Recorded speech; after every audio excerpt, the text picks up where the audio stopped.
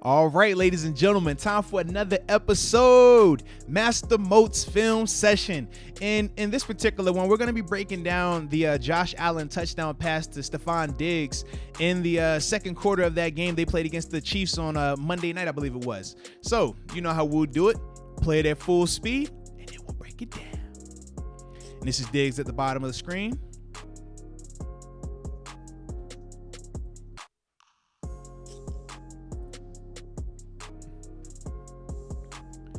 Alrighty. Now, when we're first looking at this, for the Kansas City Chiefs, they're playing a simple cover one concept.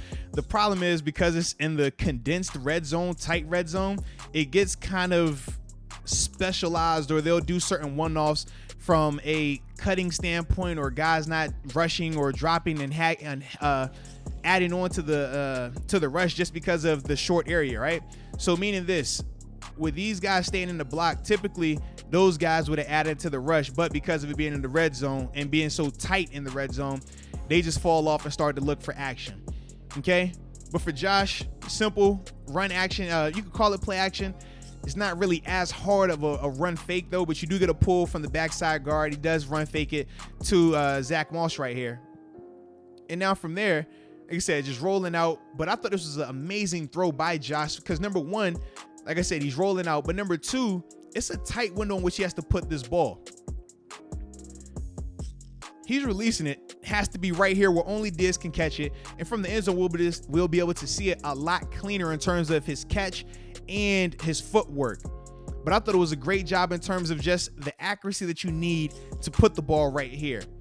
But now as it pertains to Diggs and his route, I mean, it really wasn't anything special to start out with. He's typically running just a regular whip route, right? So run inside, foot in the ground, and burst out. And the reason you run that route is because you want to race this guy to the pylon, okay? The goal is you sprint hard inside 2 to 3 steps.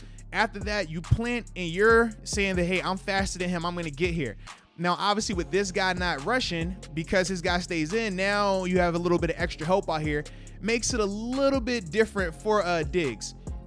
But the thing I love about Diggs right here, and this is very veteran savvy by him, once he sees, okay, get past the whip part, once he sees that he's not going to necessarily be able to outrun him because of that, turn it up. He turns upfield to buy himself more space right here. I love this.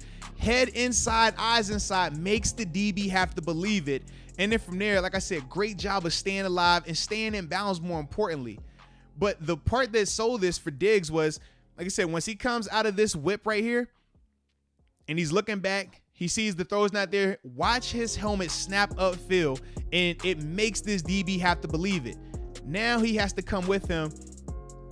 Beautiful job, man. And ultimately, you're still going to end up in the same spot, though, right? That front pylon. That's what you're hunting on plays like that, that front pylon. I thought Diggs did a great job of making sure that he ended his route right there. But also, like I said, great ball placement by Josh Allen, man. And at the time, this was a big play, man, getting them back in the game. But here's the whip concept. Eyes upfield. Like I said, that is beautiful. That is veteran savvy route running right there, man.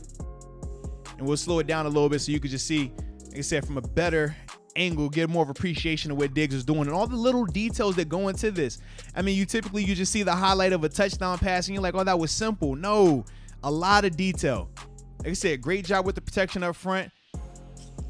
Right here, though, man, once we get the whip, once he bursts out of that route, he looks back. Okay, it's not there. Let's get upfield. Now this DB feels like, oh, man, I'm just holding on to him a little bit. Now he has him in the mixer. Now we're going to look back. Boom. Beautiful ball placement. Beautiful throwing catch right there, man. Big time play at the time. Like I said, gave the Bills the lead before halftime, man. Was a big time play at that part of the game. All right, now this next play we're going to talk about, man, is the Josh Allen's 22-yard connection to Cole Beasley in the fourth quarter. Obviously, they end up scoring on this drive to cut it into a one-score game. We're definitely showing some flashes on this particular drive. But the thing that I like about this particular play right here was, like I said, man, it was a big-time play in this part of the game, and they had to have it, man. So we're going to play it at full speed, and then we'll break it down. This is Cole Beasley right here in the slot up top.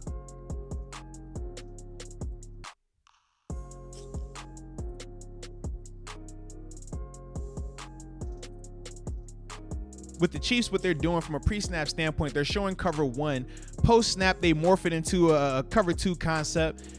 And they kind of flirt with a little bit of a cover 2, maybe a little bit of cover 4 in there as well. But I thought this was a good job by them, man, in terms of, for the Chiefs, in terms of their pre-snap to post-snap disguise. Getting those guys out of here, good job. Rerouting number 1. Obviously, he doesn't really have a threat out here, which is why he didn't have to reroute. But now for Cole Beasley, man. So initially he sees, all right, that guy's there, but at the snap, he's bailing. Now this guy is supposed to be walling off number 2. Thought he did a good job right here, Cole Beasley, of finding the soft spot in the zone, okay? Once that guy abandoned his area, this guy right here, because obviously he took the cheese. That's what we call that, right? We're going to give you something short and underneath, all right? Make you jump up on that because this is what we're really hunting. If he never comes out here with that, it doesn't have to worry about it. But now I understand he does have to relate to it because that's technically where he has to be from a coverage standpoint. You have your middle guy right here, and he's walling number 2 on the backside. But I thought as a whole, man, I thought this was a really good job by Cole Beasley, number 1. Like I said, once he sees the coverage, finds a soft spot. Then from there, man, Josh Allen right here. He's having pressure, man. He steps up, but he's being pulled on. He's getting hits at the end of this thing. Nice throw. Like I said, ultimately Cole Beasley is able to create some run after. But right here from the end zone, we can see this a lot cleaner in terms of the pressure that Josh is getting right here. He's being pulled and then takes the shot on that, man. But ultimately, man, I thought that this was a really good throw and catch by Josh. Cole Beasley, like I said, great play recognition from the coverage from a pre-snap to post-snap standpoint.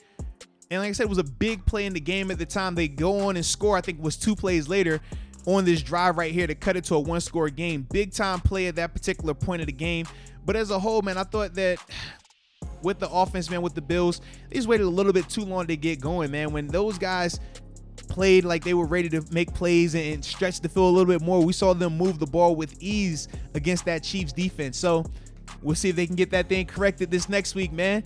But hey, I appreciate you for tuning in. And as always, until next time, peace.